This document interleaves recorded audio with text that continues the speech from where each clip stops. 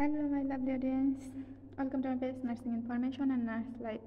আজকে আমরা গর্ভবতী মায়েদের প্রসবের সম্ভাব্য তারিখটা বের করব। তো এটা আমরা কীভাবে বের করব, আর এই ভিডিও দেওয়ার মূল উদ্দেশ্য আমার ইনবক্সে রিসেন্ট অনেক বেশি মেসেজ আসতেছে যে আপু আমার এলএমপি ডেট এই তারিখ, আমার ইডিডি বা প্রসবের সম্ভাব্য তারিখটা কত। এর আগে আমি একটা ভিডিও দিয়েছিলাম, ওইটা হয়তো স্কিপ করে গেছেন, তাই নতুন ভিডিও দেওয়া হচ্ছে আর কি। তো এই ভিডিও দেখলে আপনারা আপনাদের ডেলিভারির সম্ভাব্য ডেট বের করতে পারবেন। এটা স্পেশালি গর্ভবতী মায়েরা যারা আছেন তাদের জন্য, যাতে আপনারা নিজেদের ডেলিভারি তারিখটা বের করতে পারেন। এটার জন্য আপনাদের কারো কাছে রিকোয়েস্ট করতে না হয়। তো চলুন শুরু করা যাক।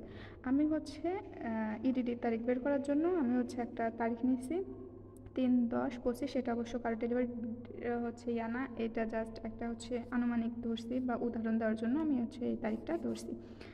তো ফার্স্ট যে তারিখটা থাকবে, এই তারিখের সাথে আমরা 7 যোগ করব, মানে +-7 করব। তাহলে 3 আসছে, 3-এর সাথে আমরা 7 যোগ করি, এখানে 10 আসতেছে।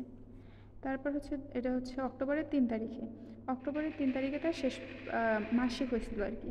তাহলে আমরা নভেম্বরের 3 তারিখে গিয়ে ওনার 1 মাস পূর্ণ হবে। সেক্ষেত্রে আমরা অক্টোবরটাকে কাউন্ট করবো না, নভেম্বর থেকে কাউন্ট করবো। October, November, December, January, February, March, April, মে, জুন, জুলাই।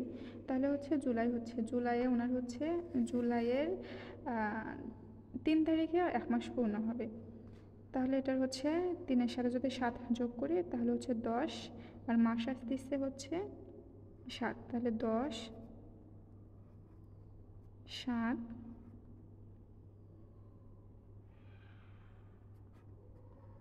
7।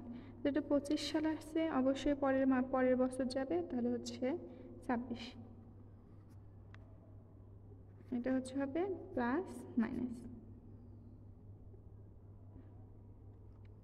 তাহলে প্লাস মাইনাস ওনার 10 তারিখ, 10 তারিখের 7 দিন আগেও ডেলিভারি হতে পারে, 10 তারিখের 7 দিন পরেও ডেলিভারি হতে পারে। এই জন্য এখানে প্লাস মাইনাস আর 7। 7টা কীভাবে বের করলাম এটা তো জানেন। এই 10 এই মাসের সাথে আমরা 9 যোগ করব। তাহলে October, November, December, January, February, March, April, মে, জুন, জুলাই। এই যে 7 আর 25 সাল আসছে, যেহেতু এটা 10 মাস, এটা 7 মাসে গেল, এটা 26 সাল। এটা তার ইডিটি, মানে ডেলিভারির সম্ভাব্য তারিখ। আপনাদের বোঝার সুবিধার্থে আমি অন্য একটা ভিডিওতে অন্য একটা তারিখ করে ক্যালকুলেশন করে আপনাদের দেখাচ্ছি। এটা জুলাইয়ের 19 তারিখে। হ্যাঁ, জুলাইয়ের 19 তারিখে, যেহেতু জুনের 19 তারিখ, হ্যাঁ জুলাইয়ের 19 তারিখে গিয়ে ওনার 1 মাস পূর্ণ হবে। তো সেক্ষেত্রে আমরা জুনকে কাউন্ট করবো না, জুলাই থেকে ধরবো। July, August, July, August, September, October, November, December, January, February, March হবে 3।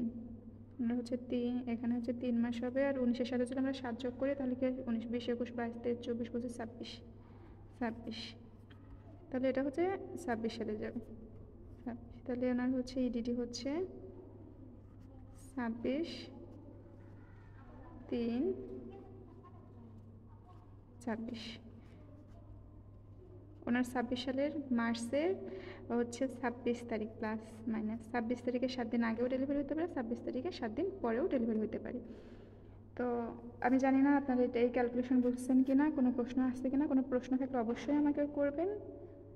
আর আপনারা বুঝছেন কি না এইটা জানার জন্য আপনাদের আমি একটা দিলাম, তারিখ দিলাম। এই তারিখে ইডিডি কত হবে অবশ্যই আমার কমেন্ট বক্সে আপনারা লিখবেন।